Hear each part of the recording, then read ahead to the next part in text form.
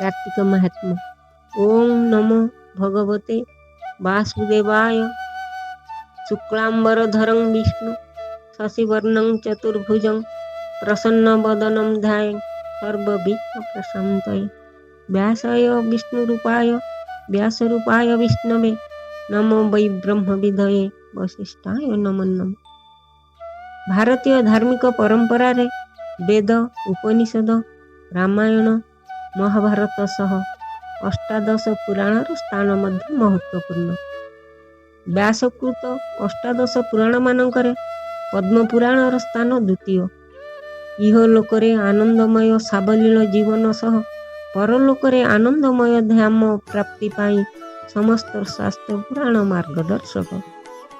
उत्कलीय अस्मिता श्री जगन्नाथ आश्विन मास शुक्ल पक्ष एकादशी ठारू कार्तिक मास शुक्ल पक्ष दशमी पर्यंत दामोदर बेश ग्रहण करती। याकु मध्य दामोदर मास कुआ जाए। पतित पावनकर तो 12 मासरे 13 जात, परंतु कार्तिक मास पुण्य मास। पद्म पुराण उत्तराखंड रे कार्तिक महात्मा वर्णित। न कार्तिक सम मास न तीर्थ गंगाया सम न वेद सदृशी शास्त्रम न वाक्य सत्य सम। नमस्ते देव दामोदर जा नाम शरण सोदर। अशेष ब्रह्मांडर नाथ जार चरित पुण्य पथ। आरत जन परित्राण अभय पंकज चरण। कमला आसे रही नित्य ब्रह्मादि सुर मुनि जेते। पूजंती जेउ पद्म पादे काल वंचंती अप्रमादे। से पादे महादेव दास स्मृति पठने कलास। नैमिषा अरण्य मुनिगण सुत मुनि को यज्ञ व्रत तप दान तीर्थाटन व्यतिरेक अन्य केउ पथ अनुसरण कले समस्त पार्थिव सुख सह परमार्थिक सौभाग्य लाभ हब बुझाई कहिबाकु निवेदन कले।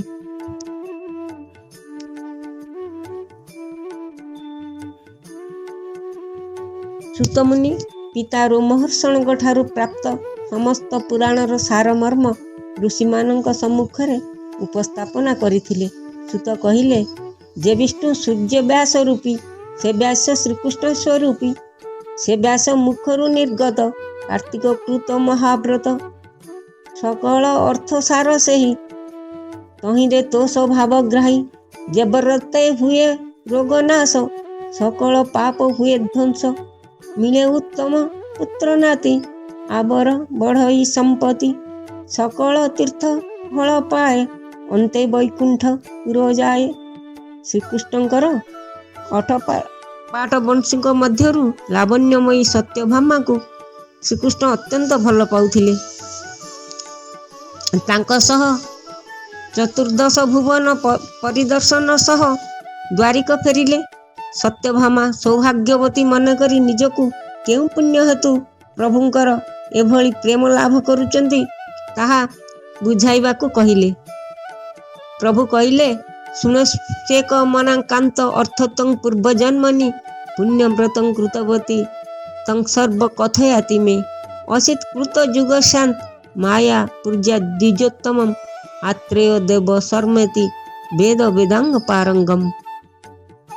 ଗପଟି ଏହିପରି ହିମାଳୟର ମାୟାପୁରୀରେ ଦେବଶର୍ମା ନାମକ ଜଣେ ଗୁଣୀ ବ୍ରାହ୍ମଣ ବାସ କରୁଥିଲେ।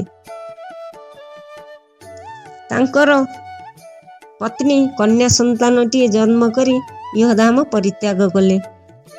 ଦେବଶର୍ମା କନ୍ୟାଟିକୁ ଅତ୍ୟନ୍ତ ଯତ୍ନର ସହ ପ୍ରତିପାଳନ କଲେ ଏବଂ ବିବାହ ବୟସ ଉପନୀତ ହୁଅନ୍ତେ ଏକ ପିତୃମାତୃହୀନ ସୁଶୀଳ ଯୁବକଙ୍କୁ ଗୃହକୁ ଆଣି କନ୍ୟା ସମ୍ପ୍ରଦାନ କଲେ, ଯାହାର ନାମ ଚନ୍ଦ୍ରହୋତ୍ର। ଚନ୍ଦ୍ରହୋତ୍ର ଏବଂ ଦେବଶର୍ମା ଏକଦା ଅରଣ୍ୟ ମଧ୍ୟକୁ ସମିଧ ସଂଗ୍ରହରେ ଗଲେ।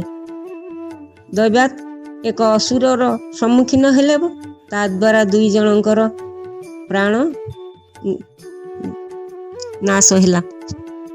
କିନ୍ତୁ ସେମାନେ ପୁଣ୍ୟାତ୍ମା ଥିବାରୁ ବୈକୁଣ୍ଠ ଧାମ ପ୍ରାପ୍ତ ହେଲେ। ମୁହିଁଟି ପଞ୍ଚ ଆତ୍ମା ହୋଇ ସଂସାର ଚକ୍ରରେ ଖେଳ ହୋଇ ଧର୍ମ ବଳେ ସେ ବିପ୍ରବେନି ମୋତେ ପାଇଲେ ଗୋ ଭାବିନି। ଶୁଣି ନ ସତ୍ୟା ହେଲେ ତୋଷ कहि महादेव दास इति श्री पद्म पुराणे उत्तराखंडे कार्तिक महात्म्ये देव शर्मा चंद्रहोत्र मोक्षण नाम प्रथम अध्याय